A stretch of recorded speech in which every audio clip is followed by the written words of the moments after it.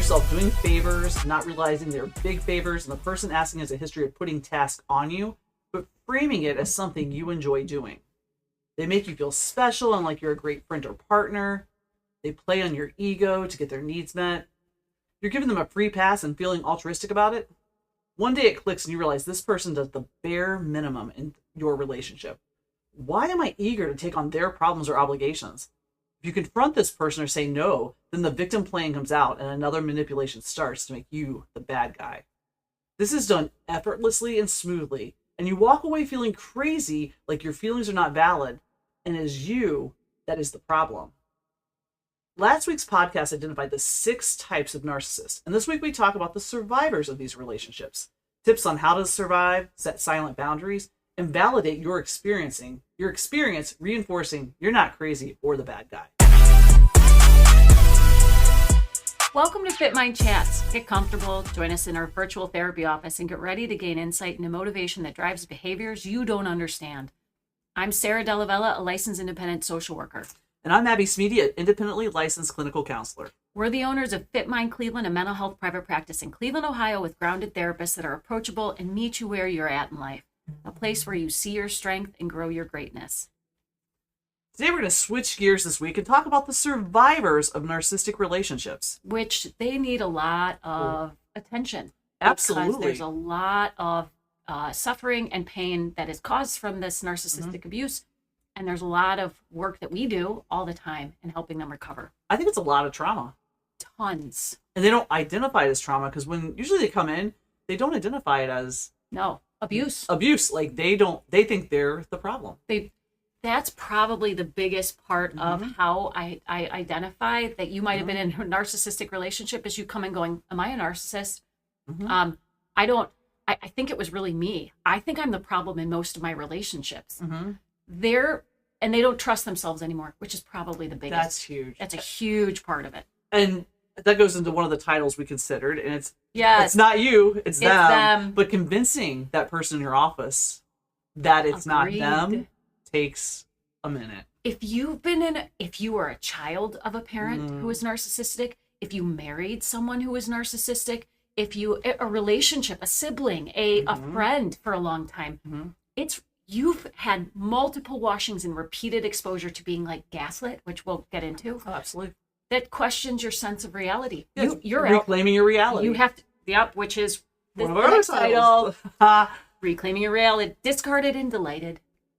It takes a minute to get there. Yes. But when the breakup happens, and once they realize all the manipulations that have happened, you could be delighted. You're delighted. You're done. I'm delighted for them. This is the other thing is that healing is hard. Oh. And we'll talk a little bit about that too. It is not easy to heal from a narcissistic abuse. Partly because what do narcissists do after a divorce? They very quickly pair up again. Absolutely. They find another partner. Typically younger.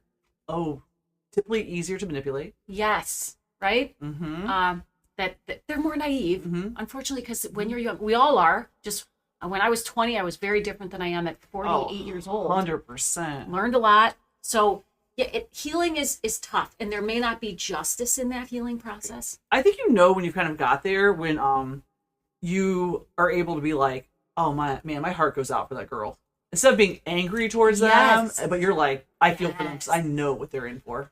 Yeah, so often people think to themselves, what if this person goes on and they become the best husband, the best father, the best whatever it is, and they're so good and they're so in love, and that reinforces that it was just me thinking. Oh, absolutely. But the reality is that they're looking for a never-ending validation. Oh, absolutely. Stories. That's what they're looking for. They're going to treat them exactly how they treated you. On the outside, I think of the outside, when you told people that you broke up, or you're no longer together, or you're no longer friends with this person, or you're estranged from your parents. Yes. People are like, what? Yes. I would never have guessed. Yes, that's so and true. And that's how they're going to treat that next relationship too. Yeah. But you have insight. I think that's the other trauma that can be associated with these kinds of relationships is that this person, their image to the world might be they're the greatest person. Absolutely. So maybe it's like the mom who's super involved in her church and is always volunteering. So you end up looking like, what's wrong with you? The jerk. You're the jerk. When in reality, when you come into therapy, we kind of tell you, hey, guess what? You're not the jerk. And that makes people real uncomfortable. Yeah. Because they don't believe that yet. Oh, not at all. It's like, no, I'm getting a divorce because of my actions, what I did. Yeah, it takes two to tango. Mm-hmm. But in this scenario, when you're married to a narcissist or you're dating or a child of one or a friend to one and that breakup happens, usually we have to convince you that it's not you. Yeah. It was them. Yeah. And I think most of us have been manipulated by a nice message, a meme, yeah, something specific to one of your interests, an inside joke, creating that feeling of closeness. And friends do these things all the time. They do it because they're genuinely thinking about you. Yes. Yes. Let's not put everyone under the category of narcissist. Right. If you've ever sent a nice meme that says, like, thinking of you, love you, you're like one of my besties. Yeah, doesn't make you a narcissist. Because all you're doing is saying, hey, this made me think of you. Yeah. A narcissist is sending it to butter you up for the ask. Yep. They have an agenda playing into your ego or desire to be seen, feel special. And actually, they're just setting you up to make a big ask that you might normally say no to, but you feel so good about it, you want to give back and you're happy to accommodate them. Mm-hmm. The person has no awareness of what is going on in your life, or they don't validate you or may not have the time or energy to do what they ask. If they say no, what a rotten person you are. Mm-hmm. So. Yeah. This is one of those difficult things that we can't say enough, is that there's a pervasive pattern and it's a maladaptive pattern. We're not talking about, because we've also normalized that we manipulate. All people do. Manipulation's not a bad thing. It can be used for good. It can. Therapy is used for good. Absolutely. To help people reframe a way of thinking, or like to find healing from something, to identify if they have distortions in their thinking about them or other people. So that's a manipulation technically, and it's not necessarily a bad thing. That's a good one. It's when you're doing it to serve your purpose with no consideration for how it affects the other person or their other person's needs. Yes. That's the difference, is that, again, we go back to there's no empathy for that other person. None. And that often it's to serve themselves, that the relationships are looking at how you as a human can serve me and my needs and get my needs met. And if you don't, then they're going to manipulate. So you're the one that's wrong. You're the bad person. Yes. If you try to get your needs met, and like a lot of times I see this in the relationships that come in, the survivors have tried to meet their needs by, like, say they're like, I'm gonna work out 5 times a week, and that partner makes them feel like a complete piece of crap because they're not at home with the family. Yep. And they're selfish. You want to work out. That's selfish. When in reality, they're being selfish because they don't want to be watching the kids. They don't want to watch the kids, or they don't want their time interfered with because you're going to work out, or going to get your hair done, or whatever it is. And there's no need to justify what you're getting done. I don't care if you're going to a park and reading a book. If you need that time, that's your time. Yeah. In a healthy relationship, there's a respect for your need for independence. Mm-hmm. The beauty of a relationship is that there is security in it. There's a feeling of safety in it. We often then lack some of that individuality or the autonomy, the adventure that maybe some single people have. But a healthy relationship is going to respect your need for your own wants, wishes, needs. I guess I've said that 5 times. But yeah, and when you're in a narcissistic relationship, your needs do not matter. You'll be made to feel like the bad guy, the bad mom, the bad dad, the bad friend if you don't drop what you're doing and serve their agenda. And or when you're trying to meet your needs, they have no concept that that's important. Yes. And that's actually a healthy thing to do. It is healthy. Yeah. They don't, a lot of times with narcissistic abusers, and I know I keep using that word, it is an emotional, psychological kind of abuse. Like that gaslighting, that changing the reality, that like flipping the victim and offender that we talked about, like that changes your sense of reality. And that is what people come out with, is this altered sense of, I don't trust myself anymore. Absolutely. So one of the tips we have for people that are survivors of narcissism, number one, I always recommend therapy, because I feel like you have to be told multiple times that, like, you're not the one that's crazy here. It is okay to want to go work out. It is okay to get your hair done. It is okay to have a job outside of the house. Yep. It's okay to get a sitter if you need to do something. Those are all things that are okay. That this person has to almost be reprogrammed to be like, oh, this is normal. That's not selfishness. That's not selfishness. You have to reprogram that. Yeah, reprogram. This is not selfishness to have individual needs and desires. Absolutely. So that's a Yes. big one, I think, in Huge. therapy. So I automatically recommend therapy, but also like when you're not in the therapist office, also like, putting yourself in that uncomfortable position and doing those things that you like to do for yourself. Because I feel like the people that come in, like they feel real like uncomfortable, maybe going and doing things that are just for them. Yes. Yeah, I think there's a lot of the idea of healing from this, right? Is like you might need to reconnect because your partner might have made your family sound horrible. They might have helped kind of alienate you, isolate you from them. Like you're going to be questioning a lot of what my reality was in general, and healing it's a process because you're going to have to do a lot of reality testing. Like you no longer trust your own sense of reality. So you might need an objective other to help you do that, and also reconnect with relationships that you might have lost. Absolutely, because you might, like, especially with the family Yes. stuff, like your partner that was the narcissist or friend or someone might have turned you against your family and your friends. Yeah. You might have to go back and be like, are those Wait a truths minute. about them? Yes. Or is this what this person told me? Yes. And you can always repair those relationships. Going back and apologizing and say, part of my healing process is, I want to make amends with you because I feel like I wasn't fair, or I feel like I do cherish our relationship. And people are, I think, pretty open to that. It's very scary to do. Yes. But I think people are open to that. I mean, I know if someone came to me and said that, I'd be like, oh yeah, I get it. Absolutely. I get it. That's okay. So I feel like teaching survivors that thing too, and rekindling those relationships that were important to you, picking up those hobbies that you like. A lot of times I'm always like, list 5 things that you love to do. Crickets. Because they don't know anymore. They used to love, I used to crochet. I used to run. I used to, go to boxing. Class, I used to go to yoga. Yeah. Oh, I don't do any of that anymore. Why not? Let's try to do it again. And then pushing and supporting and realizing like, hey, I think the biggest reprogram is like, you matter and your needs are important. Yes. You are and you really can't get into a healthy relationship until you can honor that within yourself. Yeah. I also like to talk through projection. Yes. Classically in therapy, we will see that often the person that's accusing you of, like, let's say cheating is the one who is cheating. It is what we call projecting. So if the person, and the narcissist might be that they don't believe you could be faithful because they're not faithful. And what they think is that everybody thinks like me. This is actually something we all do. We all think everybody kind of thinks like you do. Right. And so it's part of what you are dealing with is that then you kind of are saying, well, now I have to understand that those were an extension of their projections. Right. Those aren't truths about me. No. Right. So I feel like, that's worked on a lot. And if you're at home listening to this now and thinking like, oh, wait, just kind of think about like, have I given up a piece of myself here? Have I stopped doing things that are important to me? Do I question if I'm crazy or not? Do I say, hey, I know we had this conversation, and then the other person's like, I don't recall any of that. I didn't say that. And you're going back and thinking, do I have Alzheimer's? Am I delusional? What's going on? Yes. Most likely not. We remember our conversations. And if you think you probably had that conversation, you probably did, and you're getting gaslit. Yeah. I didn't say that. This is the other thing, is that some people decide that they're going to stay in a relationship with their narcissist, whatever it is. If it's a parent, if it's a family member, if it's a spouse, if it's a friend, there are times where they choose to stay in a relationship because it serves maybe a need. Maybe it's that person says, I really love my family and I want to stay connected to them.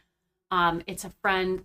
We have such a great time. The number one piece of it to a client that I would say too is you have to radically accept that this person is who they are and that they will not change. I have that conversation. I just had that conversation with someone where I was like, I want you to practice radical acceptance. You have started to break down the DARVO, the deny, argue, reverse victim and offender. We know that tactic, but I need you then to accept that this person likely is not going to change. Nope. And that lack, like, so oddly, a therapist is going to encourage you not to hope, which sounds counterintuitive. Sounds like that is not everything with the narcissist is flipped, I feel. Yes. We talk about setting verbal boundaries. Yes, we do.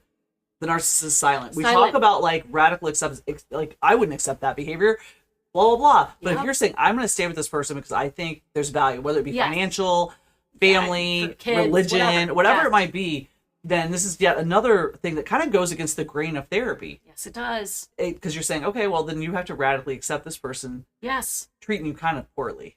You have to expect it. Yeah, you have to expect. You have to know you have to know what to expect. Yes. And you can come in here and vent about it, but also recognize no change is going to happen because they're not here. And I will literally tell that person, my biggest worry for you is that this is going to break down your sense of reality and who you are. Yes. And like your belief in yourself and your trust in yourself. That is my biggest concern if you stay. But if you choose to stay, I am going to be here to help you process and try to disentangle some of these projections that they put on you or this gaslighting that they've done so that you can maintain a sense of some semblance of reality. What do I think is actually going on here? But you're right. So those are the opposites, like the not setting an actual boundary, doing a it verbal just boundary, doing it very. So if your parent likes to, we hear this, arguing about politics happens very often. And you may not want to say, I do not want to talk about this. Why would you not say it out loud? Because then that becomes a tool that they can use to hurt you with or harm you with. Absolutely. So if you say, I really don't like it when you talk politics because we just disagree and it's probably better if we just eliminate it. Now they have power. Yep. They can take this and they can use it to hurt you with it. So that's why silent boundaries are better because that can't forget one of the symptoms is that they will use information about you to exploit you. Absolutely. Yes. You have to be careful of how much information you give. Yeah. You want to kind of keep it. Yeah. Keep it on the, I don't know, like keep it like, I can't think of the word I'm thinking of, but kind of not giving them too much ammunition, but also like when they are trying to put their issues on you or asking for your time, like this is the time I tell you it's okay to lie and be like, oh, I have to work. Oh, I can't because we have COVID. I don't know, whatever you can do because they're going to ask. They're going to have a big ask or a favor. And you can't just say, you know what, I really feel like you're taking advantage of me. That's going to be used against you. You're going to get turned around. You're going to be the rotten, awful person. You won't win. It's just a no-win. But if you say, oh, you know what, we've had COVID at our house. They can't come over. Or, oh, you know what, I have to work. I can't pick up your kid. Or whatever it might be. Yeah. So you might set that silent boundary. No, it's true. Once again, against the grain of therapy. Goes against the grain of therapy. Like, even as a therapist, sometimes I cringe, like, oh, because normally I just say no to say no. Like, you could just say no. Set the boundary. Set the boundary. It's okay. Just be like, nope, can't do it. And now, look, you can keep it that simple and just go, no, I can't do it.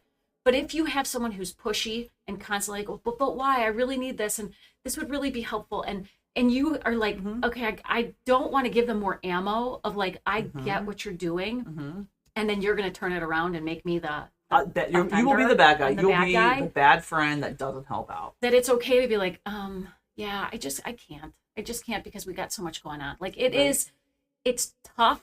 It's tough dealing with a narcissist. It really is hard. And you have to that's that radically accept. If you're going to radically accept and be in this relationship, then radically accept that things are going to look different than in other relationships. And also I think that's really easy to do with a friend. With a spouse, setting the silent boundary is hard because they know like we don't have COVID at the house.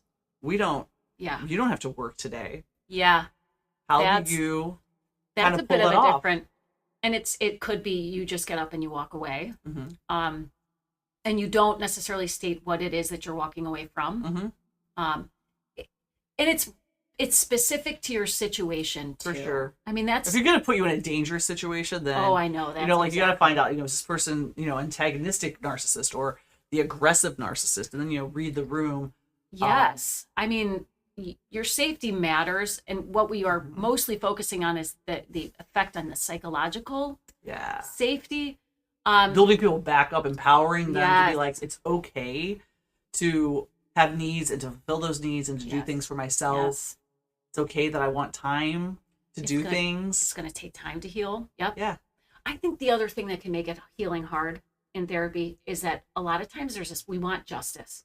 So if someone's been so awful to you, and yet they continue to make great money. They they moved on to a relationship really quick. They're posting it all over social media. Yeah. You can feel like, oh my God. I think all of us somewhat believe in karma, like that what goes around comes around, or if you put out 100%. Bad energy, you're going to get it back. Yes. That doesn't always happen. No. And I think a lot of times I hear people ruminate over that, like you'll get fixated on that spot. Yes. Like, why is it that someone can be so hurtful and harmful and yet they seem to do so well? They're so successful. Well, CEOs are like a lot of times are narcissists. Yeah. So I mean, like that is a trait that works for them. if you're looking at that, I think the other thing I see coming to my office is like when someone's recovering from this, their decision making. They can't make a decision because they don't trust that whatever they pick will be the right answer. Because they've been told so many years, like, that you're an idiot, or like, that's not right. I'll choose for you. Yeah. You need me to take care of you because you're not capable. They've had that message. So if you're someone that has a hard time making decisions, I'm always like that. I want you to make as many decisions as you can in a day, because I feel like desensitized, and you'll see, like, peas or carrots. There's no negative consequence to that. Like, do you want to buy this car or that car? You can choose. And empowering people, like, you have the power of choice, you have the power of decision, and you can do that. And I feel like in therapy, that's something we really work on, because they've been so programmed that they need someone to control them. They need someone to tell them. Yeah, they're not smart enough to make that decision, right? Or they're not decisive enough. They're too anxious. They will take vulnerabilities and they will blow them up. And 100%. The goal of we work really hard to try to help that person check their own reality and like start a narrative about themselves that is much more accurate. For sure, because I feel like they've been controlled and masterfully played. I mean, like, it is masterful. It's masterful. Like, when you see a true narcissist in there just being the puppeteer, it's usually brilliantly smart and undercover, and that person's gonna appear like they're like good guy. Everyone loves them. They're the nicest, kindest person out there. Which feels unjust, right? You're just like, and the survivor's like, you're the luckiest person in the world to be married to him. Are you kidding me? Like, I know. They know what happens behind closed doors. Right. Like, he just told me I was an idiot. My food sucked. Like, I'm a terrible mom. They're basically emotionally devoid. Yeah. They offer you very little in terms of an emotional connection. Right. We are at about that time. Yeah. I hope you take away from our chat a couple of things, like it's okay to set silent boundaries. And in fact, with a narcissist, we recommend it. I hope you learned a little bit about radical acceptance. Radical acceptance is a beautiful thing. One. Setting the boundaries is so important. Yeah. But like, they're silent. So I feel like also understanding, like, some people might be like, you guys contradict yourself. We do. I know. Dealing with the narcissist is just completely different than dealing with a friend. That is not this is not narcissist. That's like overstepping their boundaries. That doesn't know boundaries. Setting a verbal boundary there, very appropriate. With a narcissist, it's ammunition, and they're going to get back at you with it. Yes. Okay, so awesome chatting today. Thank you for tuning into today's episode of Fit Mind Chats. We'll see you next Monday for another session. If you have a question or topic covered, follow us on Facebook, Fit Mind Cleveland, and message us. If you'd like to seek out therapy services, go to our website, fitmindcleveland.com, and contact us. If you'd please leave us a rating or a review, share our podcast with family, friends, enemies, and anyone that needs it. We want to bring mental health access to all the people that can benefit. Bye.